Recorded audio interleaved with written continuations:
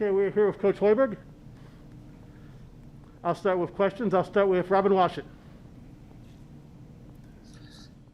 Hey, Fred, I wanted to ask about your front court. They obviously saw limited playing time in the 2 games against Maryland. Was that mostly just because of matchups, or did it have to do with Derek's conditioning coming back off the break? Or I guess what was the reason behind that? And do you anticipate them being more involved going forward? Yeah, a big part of it was Derek's condition, and we made the decision of not to take any chances and sat him in the second half of that first game, and then second game, we're just gradually going to get him back going again, and then it also had a lot of it had to do with how Maryland plays. They play smaller than pretty much every team in the league. They did in the Minnesota game before our first game with them. They went to that smaller lineup.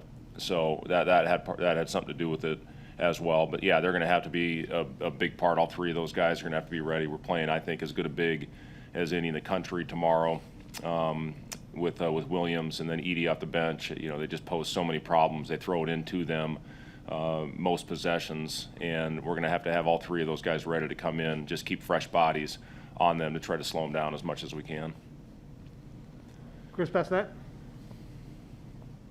Hey, Fred, what were you guys able to, get done in practice today after the off day yesterday, and how the guys kind of responded to finally being able to maybe get a little bit of rest? Well, I wanted to get them up and down a little bit today, Chris, but we literally had 3 possessions in a row where I had 3 guys limp off the court, and I just, after that, made the decision, let's just walk through. We were just dropping like flies. And generally the second day after an extended trip is the one where you're more tired. And yesterday, you kind of go on adrenaline after that first day back home.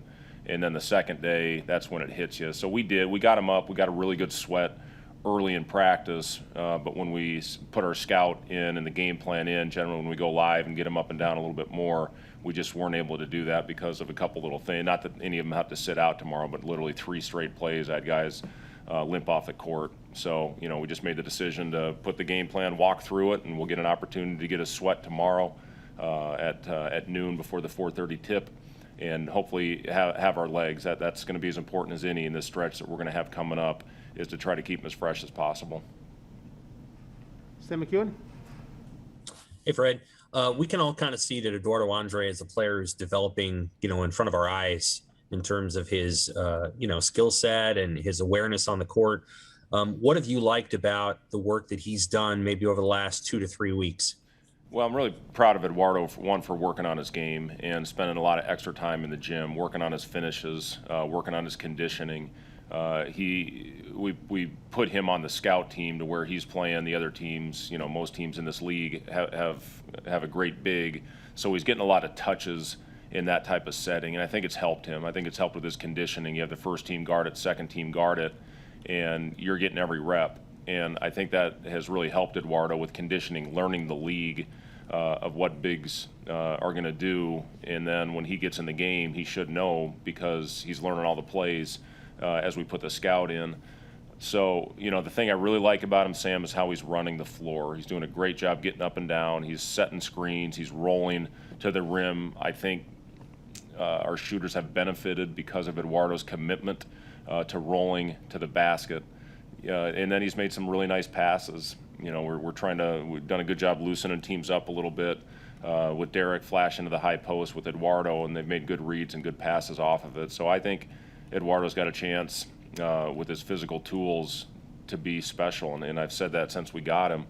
And, rim protection, we haven't had that, in the 2 years that we're coming up on, but Eduardo has had some really good blocks at the rim, and, plays that would have been 2 points or 3 on an and one are now, we've got that guy back there, so we can get extended a little bit more as we move on with Eduardo into the future, and he'll play more and more as we go down the stretch run. And I've been really pleased with his development and proud of how he's continued to work. I have a question, one more about him. Offensively, how long does it take players generally to develop those post moves and their confidence in finishing at the rim? I think we've all seen Ivan come a ways in his journey, but he still has a ways to go. How do you work on that? Is it just repetition, or are there other things that you guys lean on to develop their offensive skills? Yeah, it is repetition. There's no doubt about that. It's continuing to get in the gym, which those two guys, both Ivan and Eduardo, do a good job. And a lot of it is where they are based on their development in their basketball lives. And both those two guys started playing basketball later than most of the guys on our roster. Eduardo, I mean, he's still new to this game, but I think you see the feel. I think he's going to develop into a nice shooter. He's got a nice high release point. You saw, I think, my Penn State or in one of those games, he stepped up and knocked down 2 free throws with no hesitation. And, I think he's going to have a chance to be a very good shooter because of his mechanics. But, again, as you talked about, Sam, the repetition with the players, especially the ones that didn't grow up with this game. Eduardo grew up playing a lot of soccer, and I think that's why he's got great feet. But he's got a chance to be a really good one because, again, of his athleticism. You can't teach a 7'7", almost 7'5" wingspan, and then the way that he is coming along with his skill set. Jacob Padilla? Trey's been struggling a bit the last handful of games. What have you seen from him on film, and what can you do to help him pull himself out of that slump? You said Trey? Yes. Yeah. Trey is, I think he'd probably be the first one to say right now that he is probably struggling a little bit with his confidence. And, the things that we worked this morning before practice, on some things to get him closer to the line on some of his shots. He's shooting his threes, 4 or 5 feet behind the line right now. He's gathering. He's had some really good takes to the basket. He just hasn't finished them. Some of that is he's gathering the ball a step or two outside of where he should. So, watching some of those things, Trey was probably the best player that we had going into the break. He was phenomenal, and he really, I think, figured out when to attack and kind of when to back off a little bit and get us into an action. And then it's taken not only Trey but all of our guys. It's going to take time as they work their way back into shape, after the shutdown that we had. So, it's affected some of them more than it has others. But, Trey, we still want him to continue to be aggressive. I thought his 2 threes in the first half were right on, and unfortunately they didn't go in.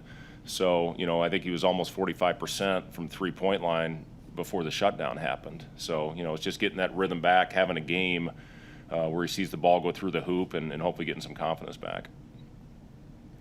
Eric Olson? Hey, Fred, did you happen to see what Juwan Howard said yesterday about not liking the idea of playing back-to-back nights? And if not, I just wanted to see if you have an interpretation of it where he said that every program's different. We're a lot different from Nebraska and Maryland. I'll just leave it like that. Did you hear that, and how do you interpret that? Well, I interpreted a couple different ways. One, and listen, I have the utmost respect for Juwan Howard. I always have. He's a guy that I know. I tried to hire him when I was in Chicago when I got the Bulls job, and I admired him as a player.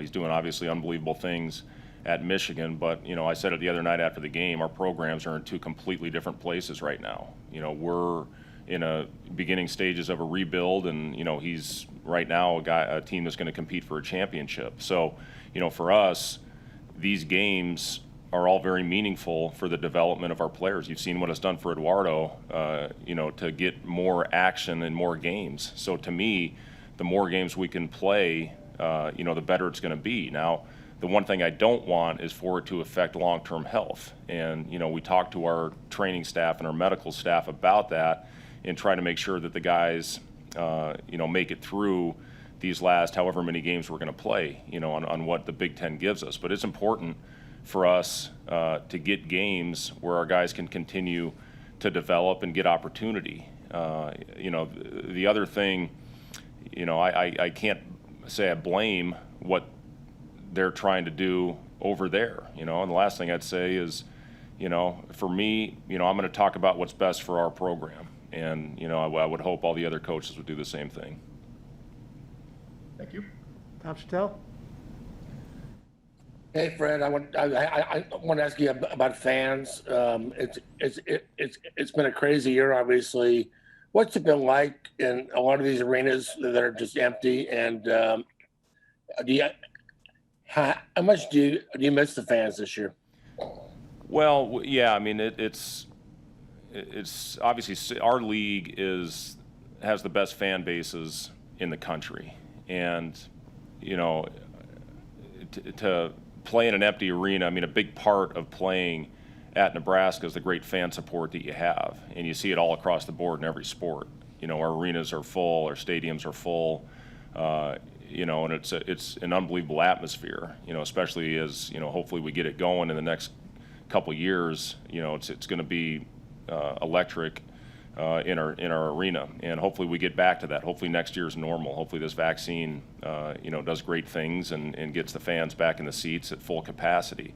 I guess the NCAA passed today that they're going to allow 20 or 25% capacity at the NCAA tournament. So going into next year, hopefully we can get this thing behind us and get some normalcy back in our lives to where we have full stadiums and arenas again. That's a huge part of college athletics. It's a huge part in sports in general, is playing in front of great fan bases. And, sometimes guys, even on the road, you get motivated with, the fans in the building. I loved playing on the road when I was high school, college, whatever it was.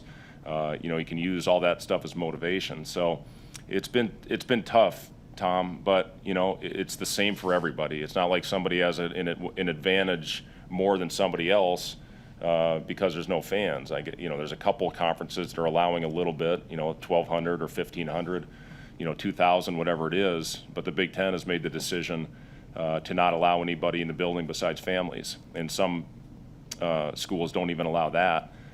It's obviously it's not ideal, but with what we're living in and trying to get through right now, it's the thing that makes the most sense. And then, like I said, hopefully next year we get back to normal, get back to some normalcy. Connor Happer? Coach, I'm curious about your kind of approach over the last stretch of the season here. Do you have a set, goals or things you want to accomplish before the season ends, or is it more of like just a game? It's coming so fast that it's a game-to-game thing, and you're just trying to find wins wherever you can? Well, the biggest thing is we're just trying to take it day by day right now, and that's what you have to do when you have as crazy a stretch as we've had. And you play the 7 games in 12 days in 5 states, and as I said, when you have that type of stretch where you're traveling that much, the first day you feel okay, and today, I thought our guys were pretty wiped out. Part of this conditioning and training to get our guys ready is to make sure they're as fresh as they possibly can be so they can play to the best of their abilities. You're not going to be able to play, and I thought you saw that in the Maryland game. We were as poor defensively as we have been in a long time, and I think a lot of that had to do with just the mental fatigue that we had with the stretch that we were finishing up, and we weren't talking like we had been. We got lost on several occasions. 2 guys went with the same guy. They were getting all kinds of looks, and to me, the way we had been defending, that had a lot to do with the fatigue element. So it's about getting hopefully back mentally sharp and physically where you have the legs to play complete game. We're playing a hell of a team tomorrow in Purdue, and every game the rest of the way in this league, it's going to be very difficult. So we're going to try to do everything we can to get our players ready. The other thing is development. Playing some more of the guys that maybe haven't gotten a great opportunity to this point. To hopefully see what we have going into next year. That's going to be an important part of our future. I feel great about our future with our recruiting class. With some of the players, that certainly will be back. Going into next year. With Bryce McGowan's. With Wilhelm Breidenbach and with Keisha. I think we got 3 players that can absolutely help us, and then you got some continuity, which we have not had to this point. So, with the continuity of the players that have been in it, you can see we're getting a little more comfortable with it as the season goes on. And hopefully that'll pay some benefits. But, some of the other players that maybe haven't played as much. I got Trevor some, solid minutes the other night, and he's going to, be in a position where we're going to play him, to see see if he can give us what we thought he could when we brought him in as far as his shooting, and he shot it great in practice today. So, we'll continue to hopefully get guys opportunities, but development is a big part of what we're trying to accomplish with the rest of the season. We'll finish with Jacob Padilla. Purdue's got a good mix of veterans and young guys in the rotation. What kind of challenges do you think they'll present to you guys? Yeah, They do a great job. You see the pace that they run their actions with is as good as any in the country. And, Matt Painter, I think, does a phenomenal job with his team and the actions that he runs, not only to get his bigs touches on the blocks, but also the actions that he runs for his shooters coming off screens. Travion Williams, not only can he score it, but, the 28 that he scored against Michigan State, he did it in such a variety of ways. His moves, the 15-foot jump hooks off the window from the left side of the floor, his ability to pass. He's, one of the best big passers that, I've seen. So, it starts with him, and then you bring in a 7'4" player in Edey that they're going to throw it to pretty much every possession he's in the game, and then play off of him with their shooting. So, they just put you in a tough position because their bigs are so skilled on the block, and then they've got guys that can knock down shots around them. Okay, that'll end our session with Coach Hoiberg. We'll come back with Kobe Webster shortly. Thank you.